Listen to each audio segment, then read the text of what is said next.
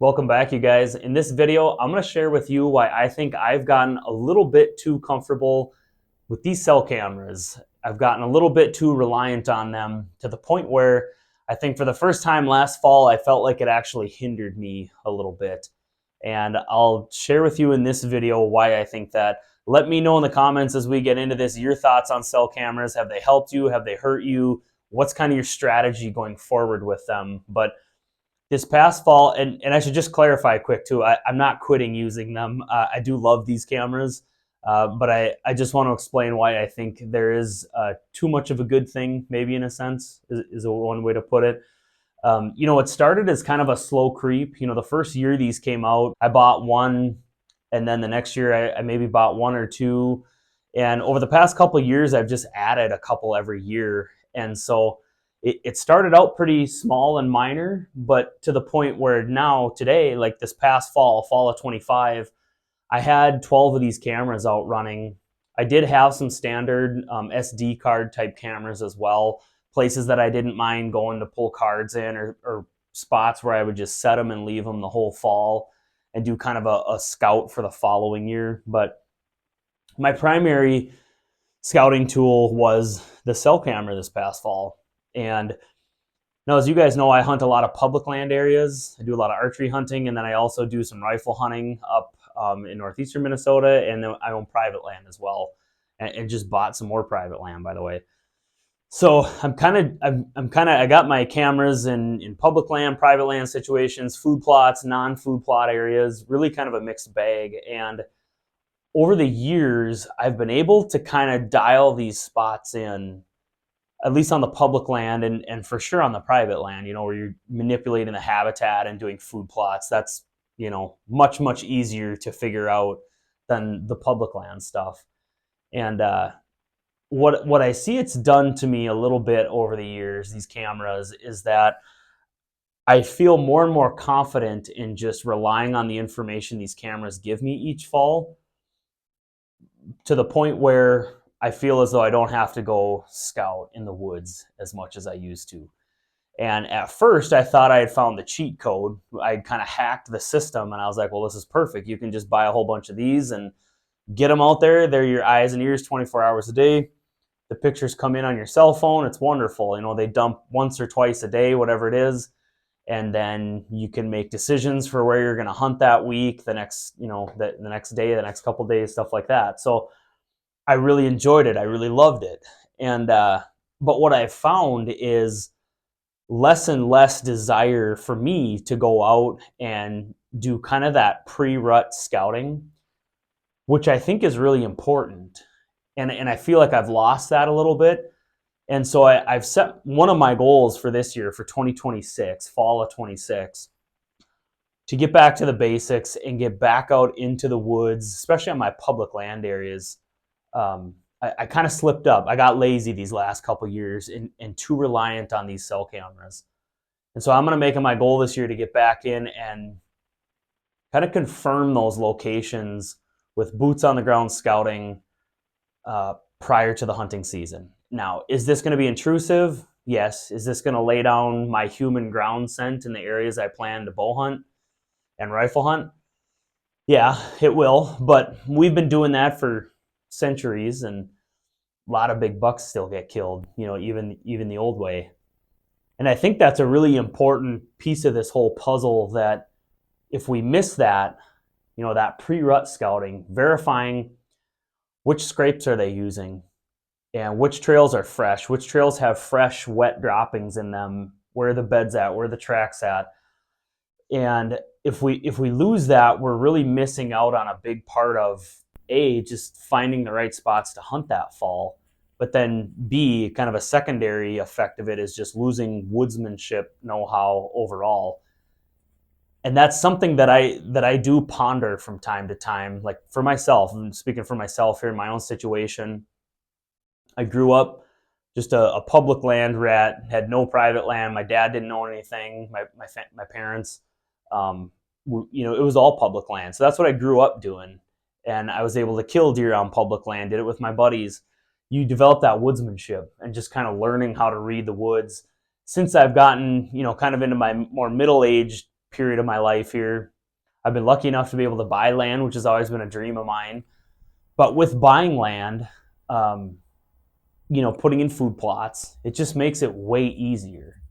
And easier isn't always better, but it's fun. I'm not gonna lie. I've shot a lot of really nice private land deer now since on the properties that I've owned, and it's been really fun. But with that, kind of my point here, where I'm going with this is owning private land and putting in the food plots and doing all the things. It eliminates the need for you to have real woodsmanship and learning the woods, understanding deer patterns and behavior.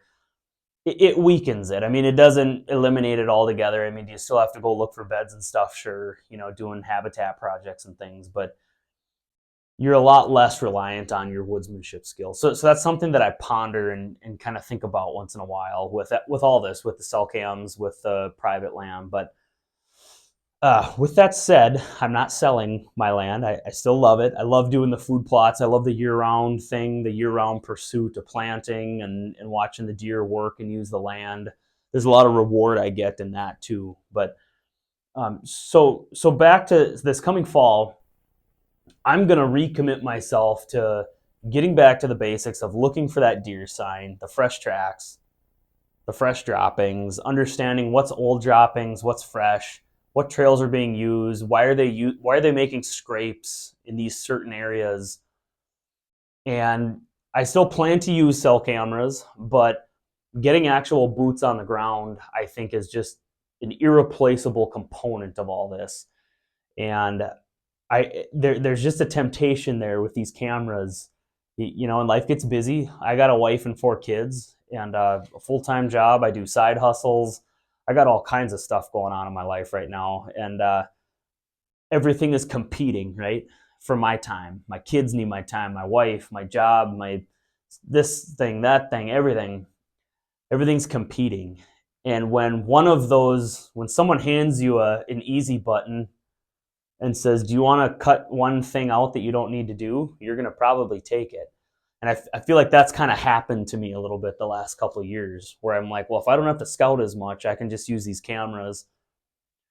So there's kind of the woodsmanship thing going on, but then also missing out. My original point was missing out on, finding those fresh scrapes, finding those fresh habitat areas or with the fresh sign in it. And, a lot of times a camera will be cold that I'll put out on public land. I'll put out 6 or 7 on public land, roughly the other 5 or 6 on private land. And on the public land spots, 3 out of the 6 will be ice cold, or maybe even 4. Maybe only 1 or 2 will be good. And so I tend to focus my efforts on those areas that are producing more. Well, by just kind of writing off those other 4 spots, a guy really should go out there and just walk through that cover and understand why. Like, why didn't that spot pan out the way I thought it was going to? I put out a lot of mock scrapes, and like I say, 4 out of my 6 might be kind of cold. Not every year. Some years I'm batting over 500, but you need to understand why. And that's something, again, I got a little bit lazy on this past year. I had 3 good mock scrapes that I put in that were active on public land that were getting used, and they did really well. And I hunted over them more so during archery season, or kind of right before the rifle season in Minnesota, and passed a couple of decent 8-pointers, younger deer, cool bucks, cool encounters. The public land thing is, you can't beat it, And so I need to double down on that. And I think a lot of you listening maybe, should ponder how much you've come to rely on these, especially if you're doing, the private land thing with the food plots too. It really eliminates the need to be, out in the woods. But especially if you're hunting public land. Just a quick note here before we jump back to the video. We are in late winter time, and that historically is the worst time of the year for your young pine trees when it comes to deer browsing on them. There's the least amount of food in the forest that there will be at any time throughout the entire year. So these young pine trees start to look pretty good for the deer. So if you're someone who has struggled with deer browse on your young pine trees, you should just go to www.browseblocker.com. We sell these net and clip systems, as a lot of you guys know. We call them browse blockers. They work really well. You can use them multiple seasons. If you say that you saw this ad on YouTube, when you go to check out, we will throw in 10 free nets and clips on top of whatever you order. This past fall, I saw a pretty good buck. It was probably, I don't know how old it was. I had no history with it. It was at one of my public land spots. I was bow hunting, and I saw 2 different bucks that day, and one was pretty nice. I mean, it wasn't a giant, but it was a darn respectable buck for northern Minnesota. And he was with a doe. I think it was November 1st. I know it was. He was with a doe, and he was kind of pushing her around. I heard breaking brush, deer jumping around, moving around, crashing around back in this diamond willow and alder swamp. I'm kind of on an edge of a big aspen hill coming down, and the big sprawling alder and diamond willow swamp is over to my left.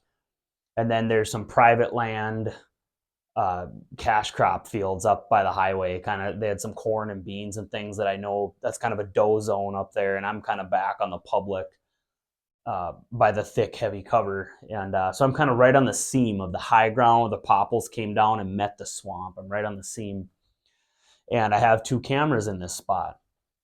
Well, early that morning when that buck pushed that doe through, I never got a picture of him on camera or the doe. And then later that day, I had a yearling buck come through. It was like a 3-pointer or something, and he kind of worked his way down the edge of that diamond willow swamp too, but out in there, same as the other 2 deer earlier in the morning, and I never got pictures of any of them. So it just goes to show we're missing so much in the woods with these, and they tell us a lot, but yet they miss so much too. It's kind of a weird paradox, and these are an incredible tool. Like, don't get me wrong, I'm not trying to dog cell cams and say that we all got to quit or anything like that. That's your choice, and maybe someday I will. I mean, there have been times where I thought, to get back to kind of the youthful, childlike love of whitetail hunting, it might be kind of fun to not have any cameras at all, for that matter, standard card or cell cam. I may do that one day, not next year, but or not this coming fall, but I have pondered that. So they're an incredible tool. They help us so much. I've heard people debate what's gotten more big bucks killed in the last, or of all the technological advances that have come out, including like Onyx Maps, for example. I've heard a lot of guys say, Onyx Maps has gotten more big bucks killed in the last 10 years or 20 years or however long that's been out than any of this technology. And I firmly disagree with that. I think Onyx Maps has created a lot more access into public land that wasn't there before, but I think cell cameras far and away have gotten more mature bucks killed than anything.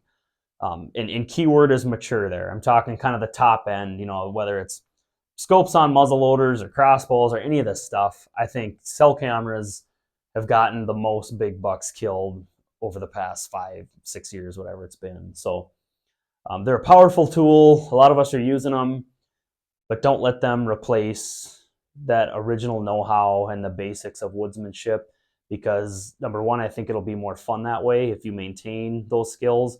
But even more importantly, I think you will do better in the long run if you are out there in that pre-rut time, in that September, October timeframe, doing some light strategic scouting missions in and out. In addition to using your cell cams, I think you'll be a better hunter and you'll have more success this fall if you do that.